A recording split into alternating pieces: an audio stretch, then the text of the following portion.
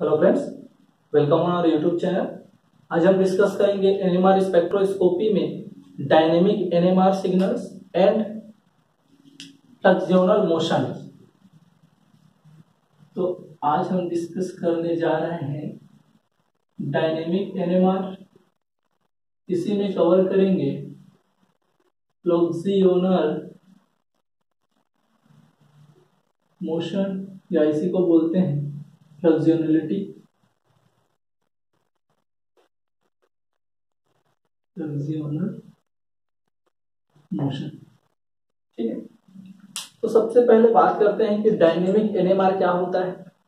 उसके बाद थोड़ा सा कवर करेंगे फ्लक्सियोनलिटी और इसके कारण क्या क्या चेंजेस आते हैं एनएमआर सिग्नल्स में।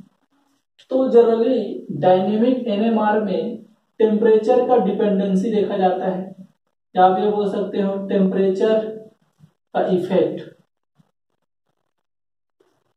टेम्परेचर का डिपेंडेंसी देखा जाता है एनएमआर सिग्नल्स में। इन एनएमआर सिग्नल्स होता क्या है, जनरली एक टेम्परेचर पर हमको किसी मॉलिक्यूल के लिए प्रोटॉन एनएमआर या कोई भी एनएमआर सिग्नल्स कुछ दूसरा मिलता है, और दूसरे टेम्परेचर पर उसी सैंपल का एक अलग ही तरीके से आपका एनएमआर सिग्नल शो होता है। तो कहने का मतलब टेम्परेचर में वेरिएशन के साथ इनके नंबर ऑफ सिग्नल्स में भी क्या आ रहे हैं, चेंजेस आ रहे हैं। तो इनको पढ़ा जाता है डायनेमिक एनएमआर में। ठीक है, कि इनके एनएमआर सिग्नल्स में वेरिएशन पाया जा रहा है टेम्परेचर के साथ। ठीक है, वैसे ही फिर बात करते हैं फ्लक्सियोनलिटी और फ्लक्सियोनल मोशन क्या होता है। तो जनरली बोला जाता है कि आप जानते होंगे जैसे कि PF5 है और आपका जैसे कि हो गया एक FeCO5। जनरली ये जो होते हैं ट्राइगोनल बाइपिरामिडल शेप के मॉलिक्यूल्स होते हैं, और जनरली इनके द्वारा क्या किया जाता है, बेरी स्यूडो रोटेशन पाया जाता है। बेरी स्यूडो रोटेशन प्रेजेंट होता है, और जनरली जो आपके कोऑर्डिनेशन नंबर 4 और 6 जो होते हैं उनमें ये बेरी स्यूडो रोटेशन अब्सेंट होता है। तो किनके द्वारा जनरली रिप्रेजेंट किया जाता है Berry pseudo rotation? Trigonal bipyramidal shape वाले मॉलिक्यूल्स के। क्लियर है भाई? अब बात आती है कि बेरी स्यूडो रोटेशन क्या होता है। तो अगर मैं बात करूं इनके स्ट्रक्चर की, देखना भैया, ये हो गया आपका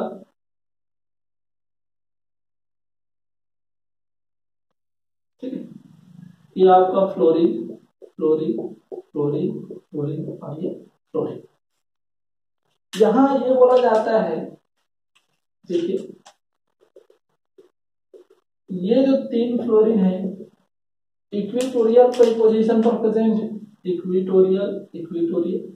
और ये जो आपके जो 2 फ्लोरीन है इनको एक्सियल फ्लोरीन बोला जाता है।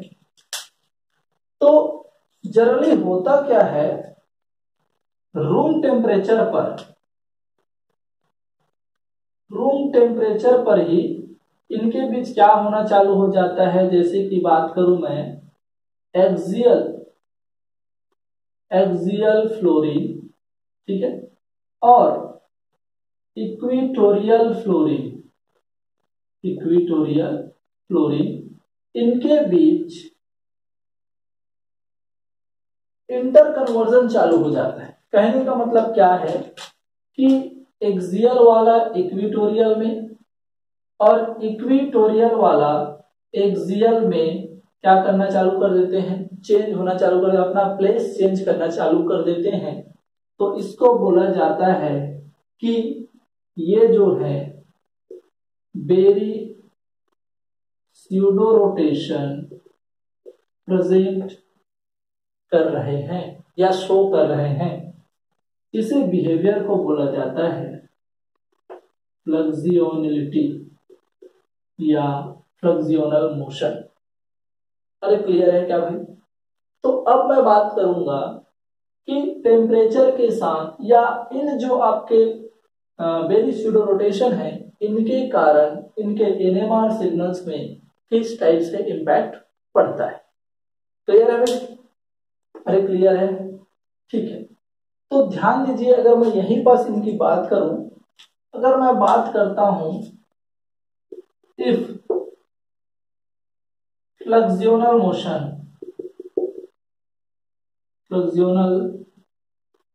मोशन प्रेजेंट, जब फ्लक्सियोनल मोशन इसमें प्रेजेंट होगा तो अपन चेक करते हैं यहां पर क्या क्या चेक कर सकते हैं।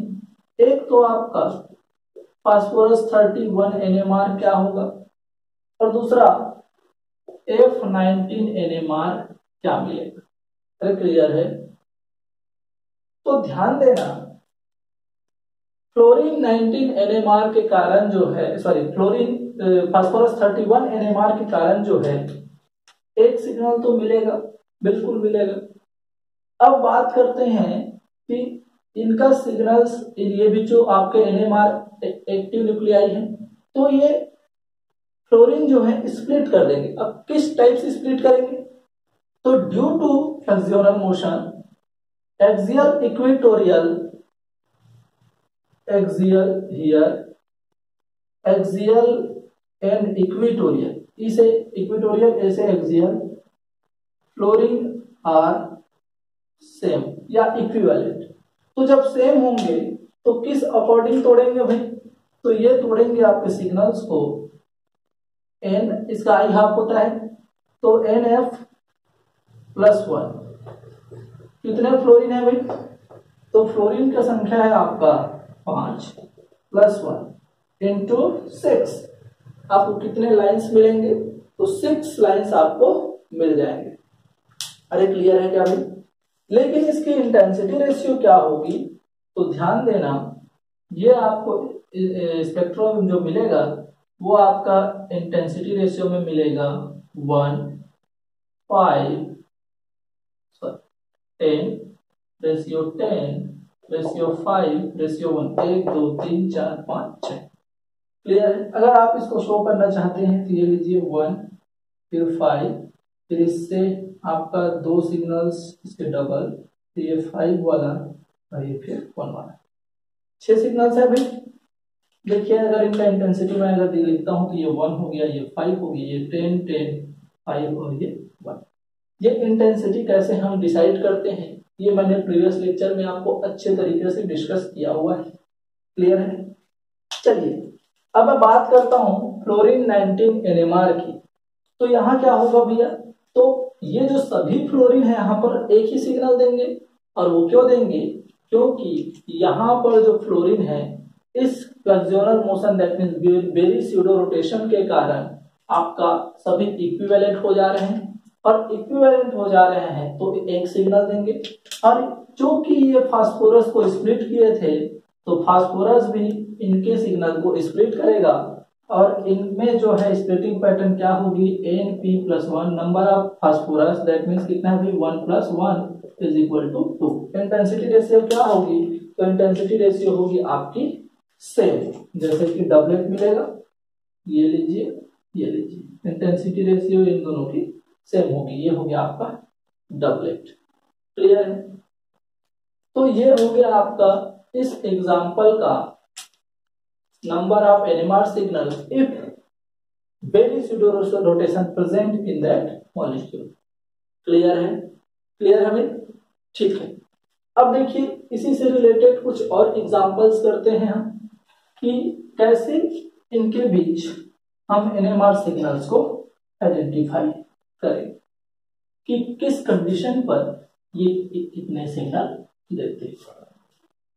अगर मैं आपके लिए एक एग्जांपल लिखूं, फास्फोरस या PF3Cl, तो सबसे पहले तो हमको इसका अरेंजमेंट पता होना चाहिए, कैसे इनका अरेंजमेंट होगा। ये लीजिए फास्फोरस, भाई ट्राइगोनल बाइपिरामिडल तो स्ट्रक्चर होगा, बिल्कुल होगा। ये लीजिए हम भी ट्राइगोनल बाइपिरामिडल स्ट्रक्चर बना देते हैं। अब बात यह आती है कि यहाँ 3 फ्लोरीन है और 2 क्लोरीन है, तो क्लोरीन कहाँ अरेंज होंगे और फ्लोरीन कहाँ अरेंज होंगे, तो आपको पता होगा बेन रूल। और बेन रूल क्या बोलता है कि more electronegative atom should be present in axial position. तो यहाँ पर नो डाउट फ्लोरीन होगा, ये फ्लोरीन होगा। अरे क्लियर है। और ये आपका एक और फ्लोरीन, क्लोरीन कहाँ हो जाएंगे, तो ये हो जाएगा आपका क्लोरीन, क्लोरीन। अब देखिए ड्यू टू बेंट रूल, यहां पर ध्यान देना, due to Bent rule here very pseudo rotation, very pseudo rotation absent। और ये क्यों हुआ, तो ध्यान देना भाई, यहां पर अगर ये क्लोरीन सॉरी ये वाला तो यहां चला जाएगा, लेकिन साथ साथ यहां इसको भी तो रिप्लेस होना चाहिए। तो कहने का मतलब ये है कि ये फ्लोरीन जो है, क्लोरीन के जगह में आएगा, क्लोरीन यहां जाएगा, तब हम बोलेंगे कि एक्सियल इक्वेटोरियल जो है फ्लिपिंग प्रेजेंट है। लेकिन बेंट रूल इसको जस्टिफाई नहीं कर रहे हैं, क्यों, क्योंकि बेंट रूल बोलता है कि high electronegative atom should be present in axial position. तो इसके कारण यहाँ पर आपका क्या प्रेजेंट नहीं है, very pseudo rotation, that means ये फ्लक्सियोनल मोशन शो नहीं कर रहा है। तो इस कंडीशन में हम इनका एनएमआर सिग्नल्स कैसे फाइंड आउट करेंगे, देखिए अभी। तो सबसे पहले हम क्या क्या कर सकते हैं, यहां ध्यान देना। तो यहां पर अपन चेक कर सकते हैं फास्फोरस 31 एनएमआर, ये लीजिए। अब फास्फोरस 31 एनएमआर हमको कितना सिग्नल मिलेगा, तो number of signals is equal to, एक सिग्नल तो इसका खुद का मिलेगा, और क्या होंगे भाई, स्प्लिट होंगे फ्लोरीन के कारण। तो ध्यान देना, ये जो है आपका एक्सियल वाला है और ये इक्वेटोरियल वाला है। तो एक्सियल वाले जो है सेम है और इक्वेटोरियल वाला डिफरेंट है। तो कहने का मतलब ये डिफरेंट पैटर्न में तोड़ेंगे। तो मैं क्या बोल देता हूं, NFE+1, आई हाफ है तो N+1 वाले फार्मूले से टूटेगा, और ये FE मतलब क्या दिखा रहा हूं, इक्वेटोरियल वाला फ्लोरीन, उसकी संख्या प्लस ये सॉरी इनटू NFaxial+1।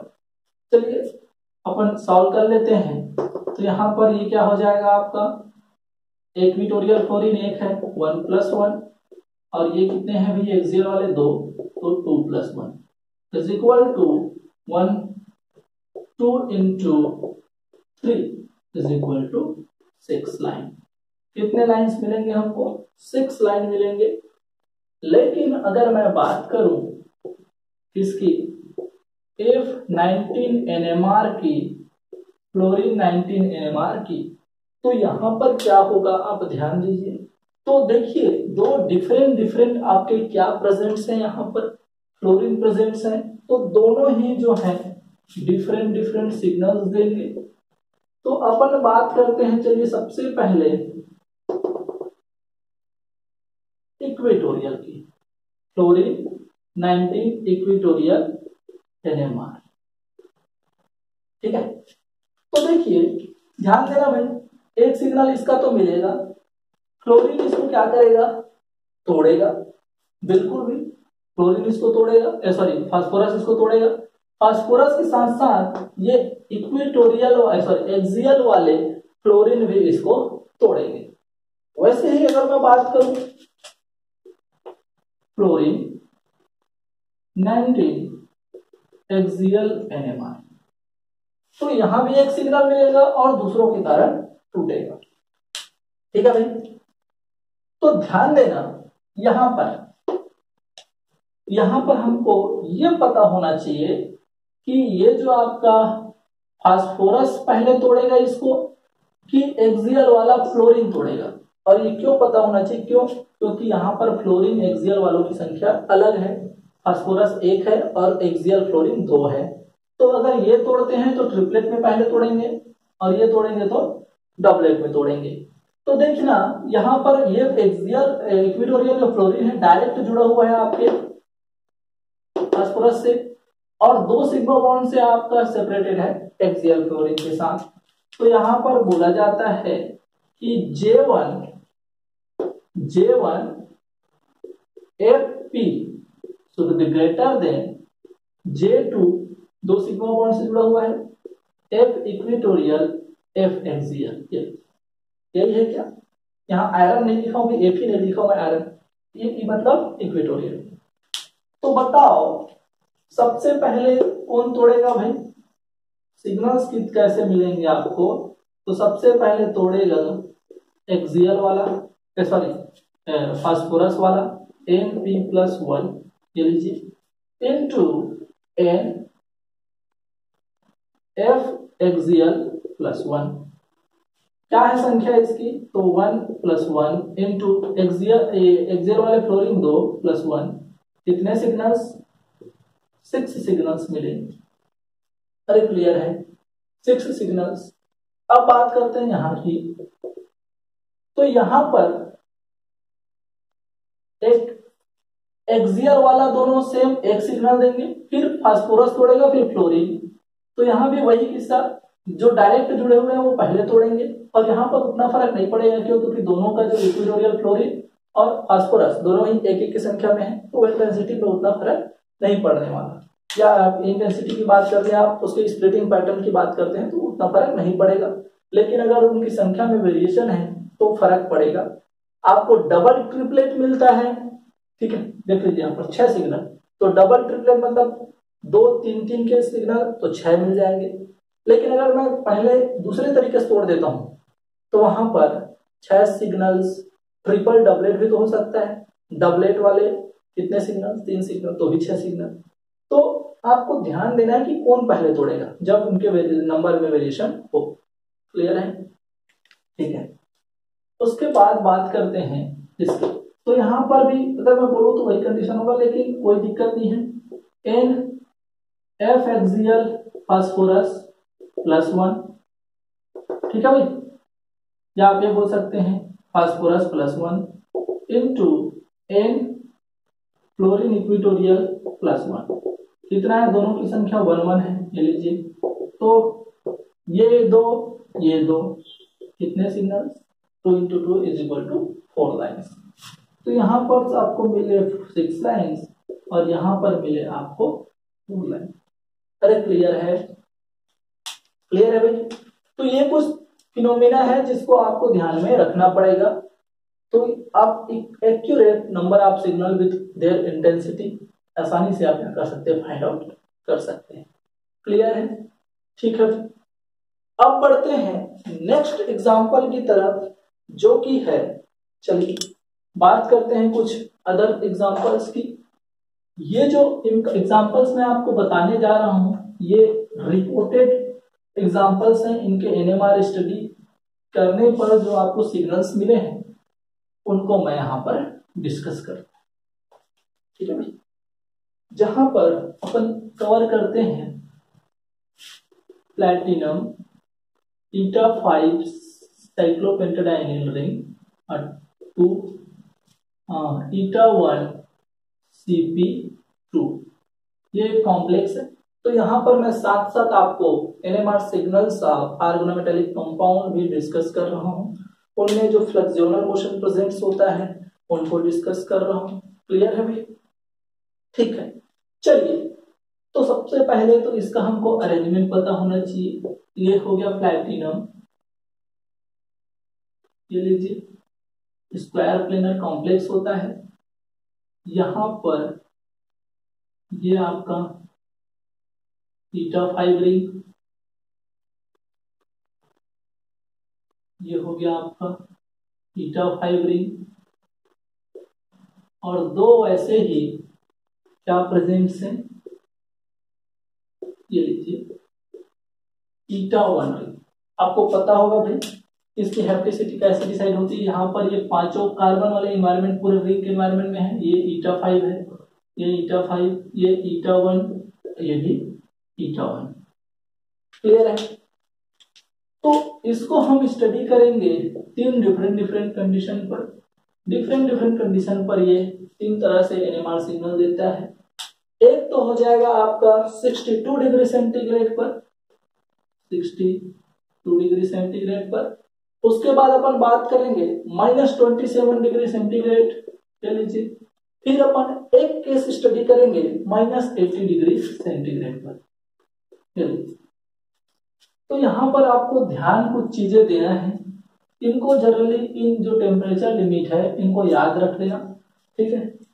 देखिए इसमें मैं क्या बोल रहा हूं, तो जो 62 डिग्री वाला सेंटीग्रेड वाला जो केस है उसमें बोला जाता है कि फ्लक्सियोनल मोशन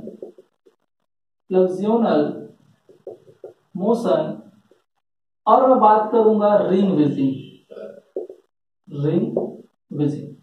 तो यहां पर फ्लक्सियोनल मोशन भी प्रेजेंट होता है और रिंग विजिंग भी प्रेजेंट होता है। क्लियर है?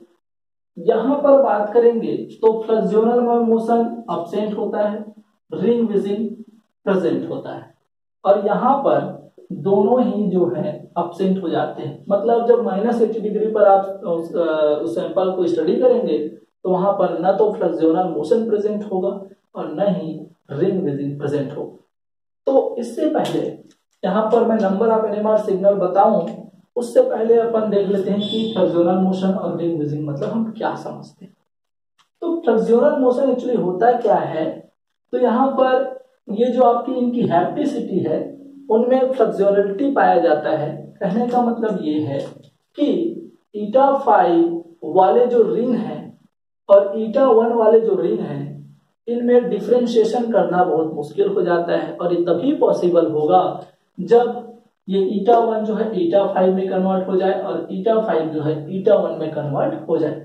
जनरली जो है 𝜃1 जो है 𝜃5 में कन्वर्ट होता है क्योंकि इसके कारण एरोमेटिसिटी क्या होती है, अराइज होती है। अगर आप ये बोल सकते हैं कि इनमें इंटरकन्वर्जन इतना फास्ट होता है इतने डिग्री सेंटीग्रेड पर कि आइडेंटिफाई करना मुश्किल हो जाता है कि कितने जो है यहाँ पर 𝜃1 वाले हैं और 𝜃5 वाले हैं, सभी इक्विवेलेंट हो जाते हैं। और इसको जस्टिफाई कौन करता है, इसको जस्टिफाई करता है एनएमआर स्पेक्ट्रोस्कोपी, और वो भी क्या है, प्रोटॉन एनएमआर। और वो प्रोटॉन एनएमआर कैसे जस्टिफाई करता है, तो बताओ भाई, यहाँ पर ये जो है चारों जो पांचों जो हाइड्रोजन है यहाँ जुड़े हुए हैं, वो यहाँ पर पांचों हाइड्रोजन वो दोनों तो सेम है। क्लियर है? अब जब ये भी 𝜃5 हो जाएगा तो ये भी क्या हो जाएगा, आपका आइडेंटिकल हो जाएंगे पांचों हाइड्रोजन, यहाँ भी पूरे आइडेंटिकल हो जाएंगे पांचों हाइड्रोजन। तो जब फ्लक्सियोनल मोशन होगा तो यहाँ पर क्या हो जाएगा, सभी की सभी जो है प्रोटॉन जो है इक्विवेलेंट हो जाएंगे। कहने का मतलब all proton equivalent, all proton equivalent.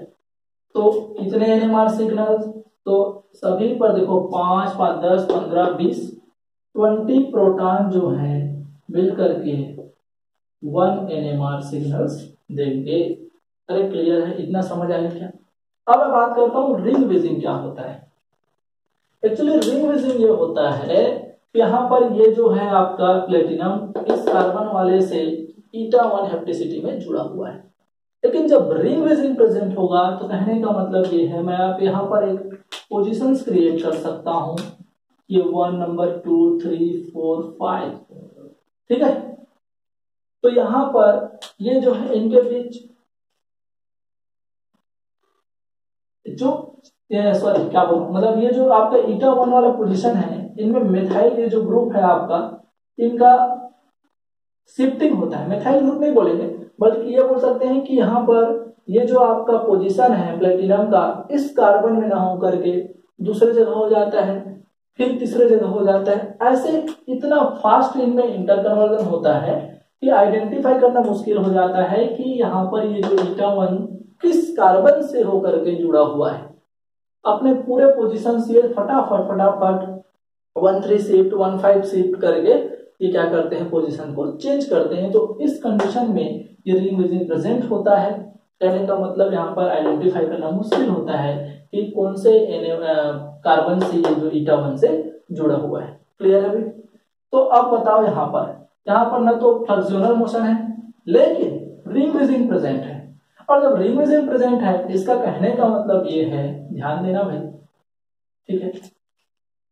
फ्लक्सियोनल motion absent, मतलब 𝜃5 वाले 𝜃5 रहेंगे, 𝜃1 वाले 𝜃1 रहेंगे। लेकिन रिंग विजिंग प्रेजेंट मतलब यहाँ पर ये जो है इनके भी शिफ्टिंग हो रहा है, बहुत फास्ट शिफ्टिंग हो रहा है। और जब बहुत फास्ट शिफ्टिंग होगा तो ध्यान देना, ये वाला हाइड्रोजन यहाँ पर एक हाइड्रोजन लगा है, यहाँ भी तो एक हाइड्रोजन होगा, वैलेंसी आप कंप्लीट कर सकते हैं। दोनों सेम होंगे।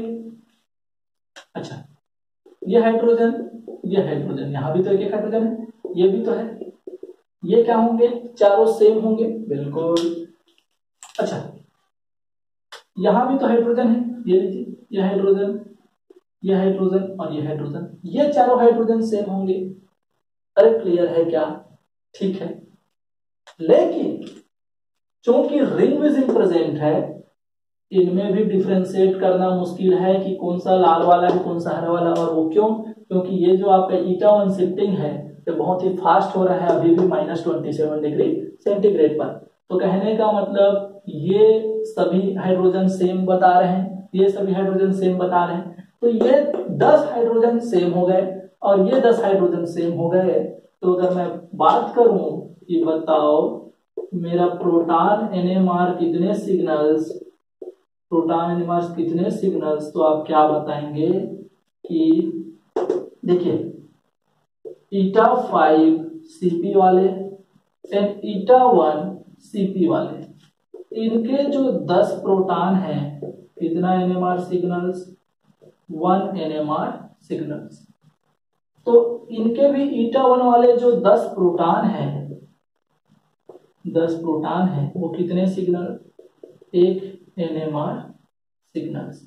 तो दोनों की अगर बात करूं कि ये सैंपल एक्चुअली कितना सिग्नल दे रहा है, तो ये दे रहा है आपको 2 NMR सिग्नल। ऐसे आपको आइडेंटिफाई करना है। अरे क्लियर है? ठीक है, उसके बाद बात करते हैं इस कंडीशन की। तो यहां पर ध्यान देना, न तो आपका रिंग विजिंग है न तो आपका एक्सियल मोशन है। दैट मीन्स यहां पर ये हाइड्रोजन हाइड्रोजन सेम है और ये चारों ग्रीन वाले सेम है और ये चारों ब्लू वाले सेम है। ठीक है, क्यों? क्योंकि रिंग विजिंग प्रेजेंट नहीं है, तो इनको मैं डिफरेंशिएट कर सकता हूँ। ये यहाँ पर जो है इसमें डबल बॉन्ड एब्सेंट है, ये डबल बॉन्ड वाले हैं, लेकिन ये जो है आपका इसके पास वाले हैं, दूर वाले। इस तरह से आप प्लेन लगा करके आसानी से आप चेक कर सकते हैं। यहाँ से प्लेन लगेगा तो ये बच जाएगा, वहां से प्लेन लगेगा तो वो बच जाएगा। आप आसानी से इनको डिफरेंशिएट कर सकते हैं। पहले भी देख चुके हैं कि कैसे NMR सिग्नल्स मिलते हैं। ठीक है, तो यहाँ पर ध्यान दीजिए कि कितने NMR सिग्नल्स।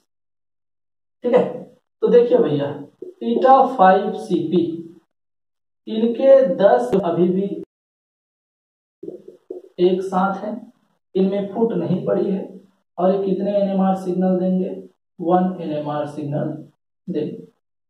अगर मैं बात करूं ईटा 1 CP की, तो ईटा 1 CP में ध्यान देना, तीन कंडीशन भैया। कौन कौन से कंडीशन? ये जो रेड वाले 2 हाइड्रोजन हैं वो एक सिग्नल, ठीक है। ये जो ग्रीन वाले 4 हाइड्रोजन हैं वो एक सिग्नल, और आपका ये जो ब्लू वाला है 4 हाइड्रोजन, ये एक सिग्नल। क्लियर है? और ये रेड वाला भी एक ही सिग्नल तो देगा। तो ईटा 1 वाले टोटल कितने सिग्नल दे रहे हैं, 3 सिग्नल्स। और ये कितना दे रहे हैं आपका 10, ईटा 5 वाले 1 सिग्नल। तो टोटल की बात करूं तो टोटल इससे मेरे को मिलेगा 4 NMR सिग्नल, लेकिन किस कंडीशन पे, -80 डिग्री सेंटीग्रेड पर। अरे क्लियर हुआ क्या? क्लियर हुआ क्या भाई? तो इस तरह से इस वेल नोन कॉम्प्लेक्स का NMR स्पेक्ट्रा आपको और NMR सिग्नल जो है मिलते हैं। क्लियर है भाई? अरे क्लियर है क्या? ठीक है, उसके बाद एक अपन चेक एग्जांपल एलाइल सिस्टम का भी चेक कर लेते हैं कि उनमें किस तरह से ये जो स्पेक्ट्रस हैं मिलते हैं। ठीक है, किस तरह से वो डायनेमिक NMR शो करते हैं। चलिए, तो एक एग्जांपल लेते हैं अपन एलाइल सिस्टम का।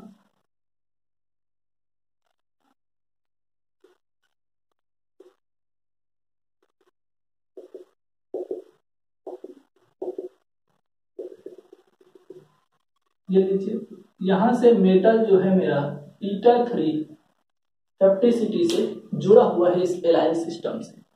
क्लियर है? ठीक है भाई, चलो मैं इसको नेम देता हूं, ये हो गया मेरा HB।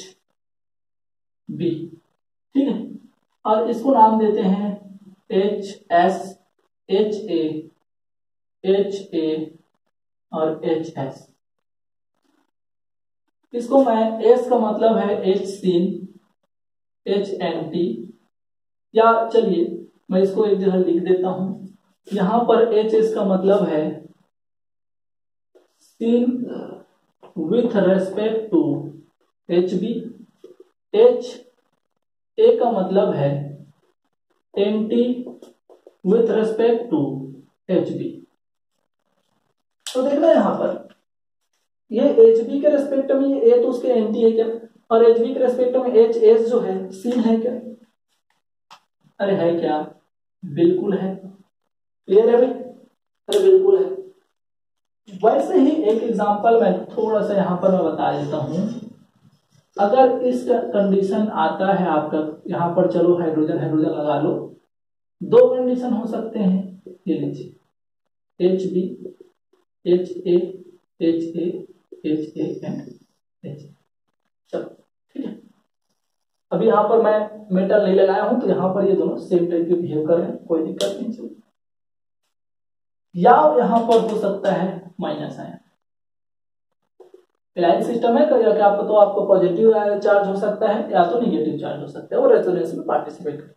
तो दोनों ही कंडीशन में आप हमेशा याद रखेंगे डेल बी, बी के कारण जो डेल होगा वो हमेशा आपका क्या होगा, बड़ा होगा डेल ए से। क्या होगा रे? मैं बोल रहा हूं कि डेल बी जो है हमेशा बड़ा होगा डेल ए से, चाहे वो प्लस वाला हो चाहे वो माइनस वाला हो।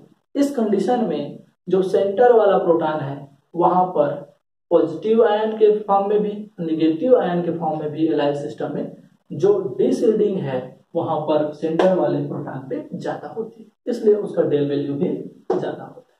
याद रखेंगे भी? क्लियर है? अब देखिए यहां पर अगर यहां की बात करूं तो इसके डेल में क्या वेरिएशन है, तो डेल बी देखो सेंटर वाला उसका हाई होगा, उसके बाद डेल एस मतलब सिन वाले का, उसके बाद डेल ए एंटी वाले का होगा। क्लियर है? तो यह हो गया आपका कि उनके डेल का क्या वेरिएशन है। अब हम बात करते हैं कि कौन कितना सिग्नल देगा। क्लियर है? तो यहां पर मैं इसका स्टडी करते हैं दो कंडीशंस में, high temperature limit and low temperature limit. ठीक है, बात करते हैं हाई टेम्परेचर लिमिट, यहां बात करते हैं low temperature limit. High temperature limit में क्या होता है, फ्लेक्सिबिलिटी ये शो करता है, और यहां पर ये जो आपके सिन और एंटी वाले जो आपके प्रोटॉन हैं उनमें डिफरेंशिएट करना मुश्किल हो जाता है कि कौन सा एंटी वाले हैं और कौन से प्रोटॉन वाले सिन वाले हैं। तो इस कंडीशन में क्या होगा, तो ध्यान देना, syn and anti protons becomes equivalent,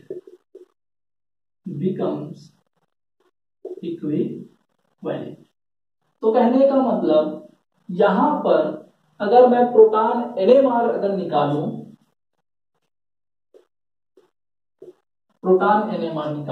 तो कितने सिग्नल्स मिलेंगे, HB के कारण कितने मिलेंगे, और H ये वाले जो हैं अदर प्रोटॉन, चलो मैं अदर प्रोटॉन लिख देता हूं, अदर प्रोटॉन के कारण कितने मिलेंगे। अरे क्लियर है? ठीक है, तो बताओ भाई HB कैसे टूटेगा, तो HB टूटेगा NH+1। कितने हैं 1 2 3 और ये 4, तो कितने सिग्नल्स मिलेंगे, तो यहां पर 4+1 = 5 सिग्नल्स। अरे क्लियर है? ठीक है, अब देखिए यहां कितने सिग्नल्स मिलेंगे, तो यहां मिलेंगे आपको NHB+1। स्प्लिटिंग पैटर्न यही होगा, 1+1 में टूटेगा, एक HB है ये भी इनके कारण टूटेंगे, तो डबलेट। अगर मैं इनके सिग्नल्स को रिप्रेजेंट करूं तो ध्यान देना यहां पर कि कैसे शो किया जाएगा।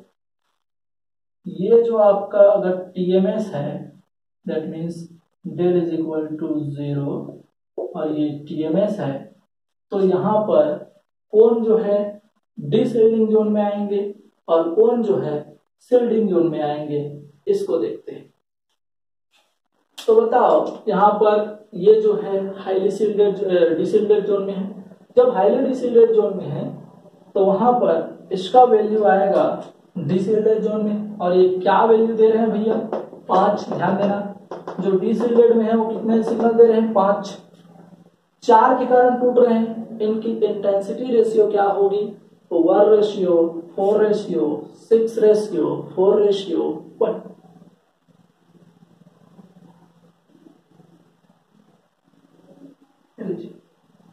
क्लियर है भाई, इसी तरह से मिलेगा।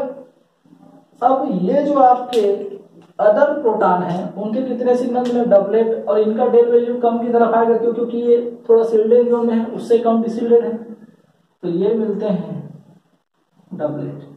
और इनका हाइट इनसे ज्यादा होता है क्योंकि इनकी जो नंबर है वो 4 है, बी के तुलना में ज्यादा है, इसलिए इनसे हाइट हाई हुई। अरे क्लियर है क्या भाई, इतना समझ आया। उसके बाद बात करते हैं लो टेम्परेचर लिमिट की। तो यहां गड़बड़ होता है। लो टेम्परेचर लिमिट में सीन वाला सीन होता है और एंटी वाला एंटी होता है। अरे क्लियर है क्या। तो यहां पर कैसे सिग्नल्स मिलेंगे, तो देखिए एच बी के कारण, एच एस के कारण और एच ए के कारण। अरे क्लियर। तो देखिए इसको मैं मिटा दूं क्या, चलिए इसको मिटाते हैं, इसको अच्छे से समझते हैं। ध्यान देना। अब देखिए एच बी के कारण कितने सिग्नल्स मिलेंगे, एच बी। तो ये एच बी जो है किसके किसके कारण टूटेगा, सीन के कारण भी टूटेगा और एंटी के कारण भी टूटेगा। तो ये N H S plus 1 into N H A plus 1। अरे क्लियर। तो कहने का मतलब कितने संख्या में भैया, ये हो गया आपका 2+1 into 2+1 is equal to 3 into 3। कितने सिग्नल्स 9 सिग्नल्स। एचबी कितना सिग्नल दिया 9 सिग्नल, कब लो टेम्परेचर लिमिट पे। अरे क्लियर है। अब मैं बात करूं अगर एच एस की, तो ध्यान देना यहां पर अब ये जो B को S तोड़ा है, बिल्कुल तोड़ा है कि नहीं, तो B भी तो S को तोड़ेगा। तो यहां पर ये जो है टूटता है NH B+1 के फॉर्मूले। और ये कैसे टूटेगा, तो यहां पर ये टूटेगा आपका 1+1 इज इक्वल टू 2। कितने सिग्नल्स, HS कितना देगा भाई 2 सिग्नल्स। अब यहां पर आपके मन में ये डाउट हो रहा होगा कि ये यहां पर एंटी वाला इससे देखो डायरेक्ट जुड़ा हुआ है, क्लियर है, ये कैसे इसको नहीं तोड़ रहा है। तो यहां पर इसके लिए बोला जाता है कि J2 sin anti, J2 S से sin और S से एंटी इज इक्वल टू 0 होता है। मतलब इनके बीच कपलिंग कांस्टेंट का वैल्यू 0 होता है, इंटरेक्शन नहीं होता है, स्प्लिटिंग पैटर्न नहीं देते। अरे क्लियर है क्या, ठीक है। यहां पर आपके एच ए कैसे टूटेंगे, तो एच ए जो है बी को तोड़ा था, ये भी देख लीजिए एच ए जो है बी को तोड़ा था, तो बी भी एच ए को तोड़ेगा, तो ये टूटेगा आपका N B plus 1 is equal to 1+1 is equal to 2। तो ये भी 2 सिग्नल। तो कितने सिग्नल्स मिले, 2 सिग्नल एच एस के कारण, 2 सिग्नल एच ए के कारण और 9 सिग्नल एच बी के कारण। दैट मीन्स 9 2 11 और 2 13, टोटल 13 सिग्नल्स आपको मिले। वो भी कौन से, प्रोटॉन एनएमआर सिग्नल। ये इस तरह से टेम्परेचर में वेरिएशन इनके द्वारा रिप्रेजेंट किया जाता है। इसी को हम जनरली डायनेमिक एनएमआर में स्टडी करते हैं। आई होप कि आपको वीडियो पसंद आया होगा। Thank you for watching.